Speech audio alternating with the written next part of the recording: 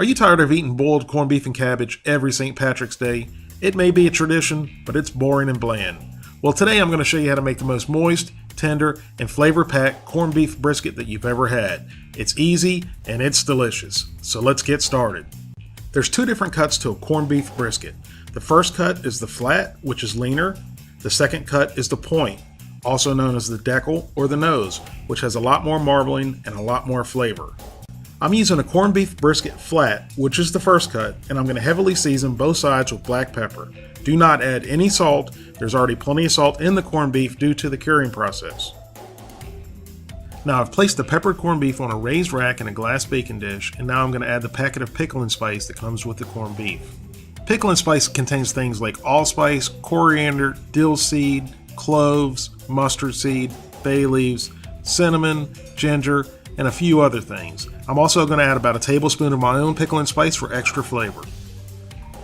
And now I'm going to add 12 ounces of beer. Any kind of beer you have in the house will work.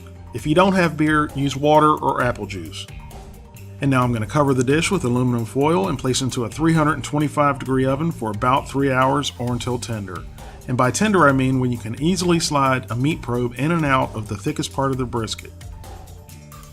And now I'm going to make a spicy sweet finishing glaze for the brisket once it's done steaming, with spicy brown mustard, light brown sugar, and honey. I know that putting a sweet glaze on a corned beef sounds kind of funny, but it really complements the saltiness of the corned beef with the sweetness of the glaze.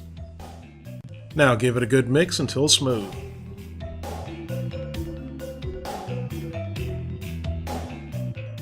Here's the brisket after steaming in the beer and pickling spice for 3 hours. Now I'm going to leave it uncovered, and I'm going to increase the temperature of the oven to 375 degrees and apply the glaze to both sides and let it cook for another 30 minutes, basting every 10.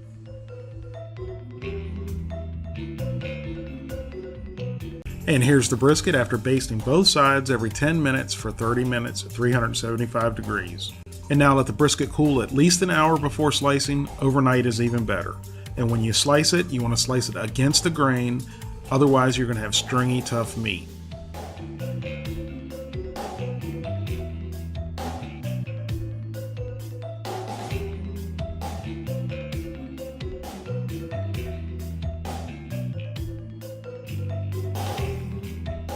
And let me grab a piece out of here just to show you how tender it is.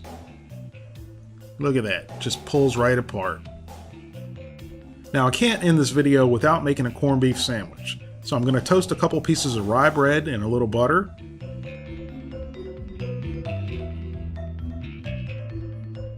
And now I'm going to add a hearty portion of the corned beef into the pan. If you want to trim off the excess fat, that's fine, but I leave it on there for flavor and moisture.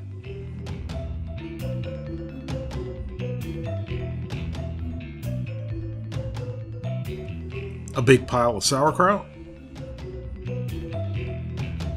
And a couple slices of Swiss cheese. Add a little bit of water. Now cover the pan until everything's heated through and the cheese is melted.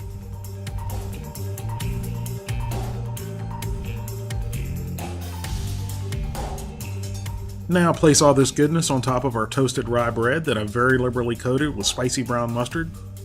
And you can call this a Reuben sandwich if you like, but it's not truly a Reuben without the Russian dressing.